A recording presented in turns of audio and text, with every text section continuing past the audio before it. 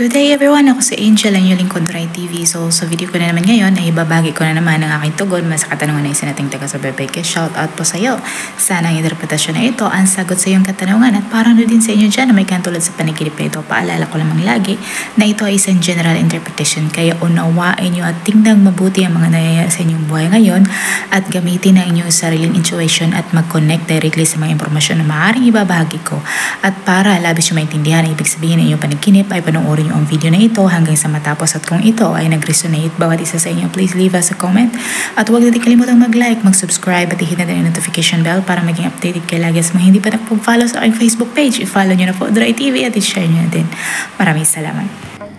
Ang dream interpretation na ibabagi ko sa inyo ngayon ay ang kahulugan sa panaginip na namumulot ng silver coins. Shout out sa iyo.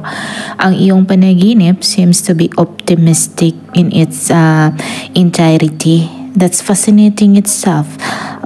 Di ko alam kung ano ang estado mo sa buhay, pero sa iyong panaginip, ang iyong subconscious ay hindi lamang feeling positive tungkol sa iyong prospects, kundi labis itong nagagalak tungkol sa kung ano mang naghihintay sa iyo ahead, and that's quite wonderful. Ang coin sa kanilang essential na simbolismo ay nag-refer sa positive events or feelings.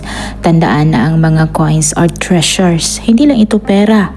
At ang pagkakita mo nito ay nag-refer symbolically sa future at potential in the future. At ito ay hindi limitado sa financial future na dapat tandaan dahil ang pera is not necessarily what your subconscious self is communicating about.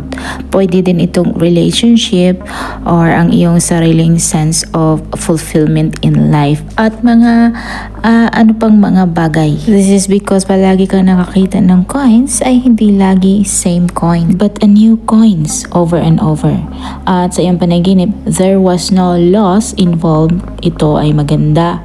Kaya ano man ang mag-gain mo in the future, mapaito man ay sa iyong sarili o di kaya sa iyong relationship o di kaya sa iyong outer life katulad na lamang ng financially or etc.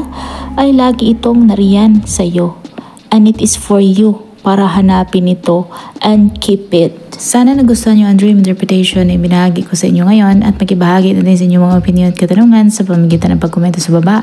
At kung ikaw ay bago pa lang sa akin channel ay huwag kalimutang mag-like, mag-subscribe at hit na notification bell para maging updated kayo lagi sa mga hindi pa nakapag-follow sa aking Facebook page. Follow nyo na po Rai TV at i-share nyo na din. Maraming salamat hanggang sa muli. Paalam.